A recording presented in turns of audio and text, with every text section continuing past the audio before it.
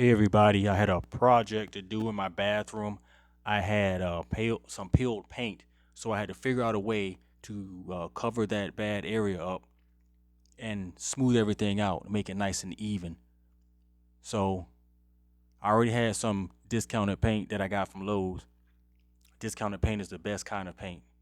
So I had some of that. I already had pans and brushes and rollers and putty knives. So I recommend two different sizes of putty knife. So I had all that, and I needed primer and plumber's putty.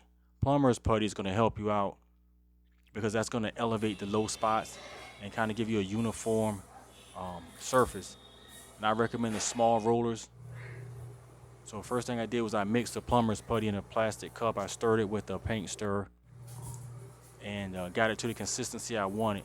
But before you apply that, you have to get a putty knife and scrape off the old paint because it's uneven.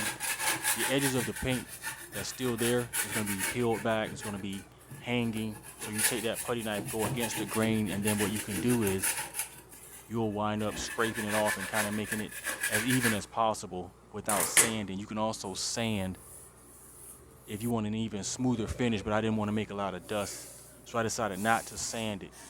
So then I applied the putty with the small knife and took the bigger knife later on, and I was able to smooth out the whole area, pulling it against the grain so that the putty fills in the gap, the difference between the bare wall and the existing paint. So that's how you smooth the whole area out.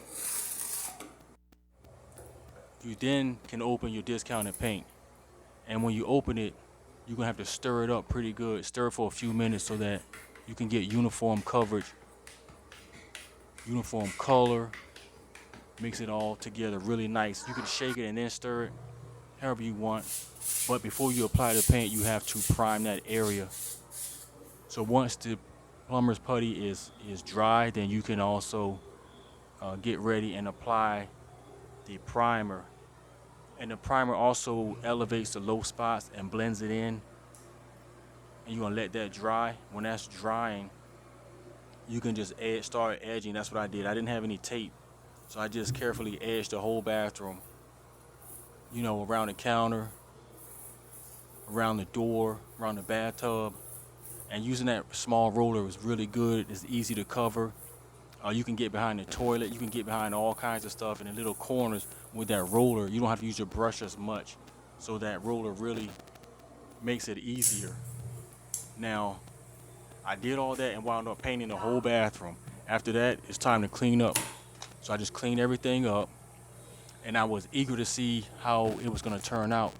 So when the paint dried, I really examined that area to see if I was able to see the damage that was underneath, and you could barely tell that there was damage there. So, and I know the paint had peeled off, so I'm guessing somebody who just walks in the bathroom won't even notice it.